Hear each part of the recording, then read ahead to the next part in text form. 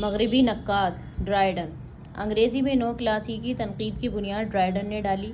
وہ بوئلو سے متاثر تھا۔ اس نے بوئلو کے تنقیدی خیالات کو اپنی زبان میں منتقل کیا اور اپنے نظریات این ایسے آن ڈرامٹک پوئٹری میں پیش کیے۔ وہ اندھی پیروی کو ناپسند کرتا ہے اور ضرورت کے مطابق ارسطو کے قوانین میں تبدیلی کرنے کا حامی ہے۔ کہتا ہے زمانے کے ساتھ ادب کے اصول بھی بدلنے چاہیے۔ وہ ادب کی مقامیت کا قائل ہے اور کہتا ہے کہ ہر ملک کے لوگوں کی پسند ناپسند الگ ہوتی ہے۔ انگریزوں کے مزاج کو وہ یونانیوں اور فرانسیسیوں کے مزاج سے مختلف بناتا ہے اور ان کے ادب کو پرکھنے کے الگ معیار بنانا چاہتا ہے۔ اسی خیال سے اس نے شیکسپیئر کے ڈراموں پر تنقید کر کے عملی تنقید کی راہ ہموار کی۔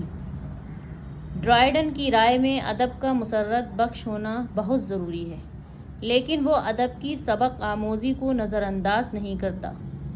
اس کا کہنا ہے کہ جو ادب پڑھنے والے کو مسرت سے ہمکنار نہ کرے وہ اسے متاثر بھی نہیں کر سکتا اور کوئی نصیحت بھی اس کے دل میں نہیں اتار سکتا۔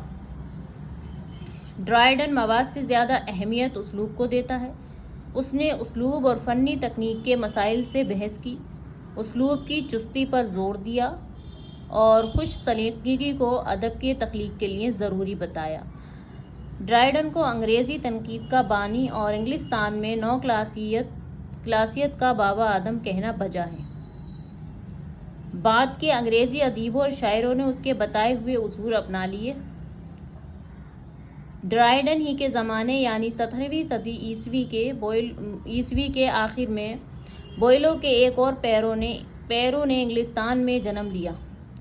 یہ پوپ تھا جس نے اپنی نظم ایسے آن کریٹیسزم میں ادب کے کلاسیکی اصول وضع کیے۔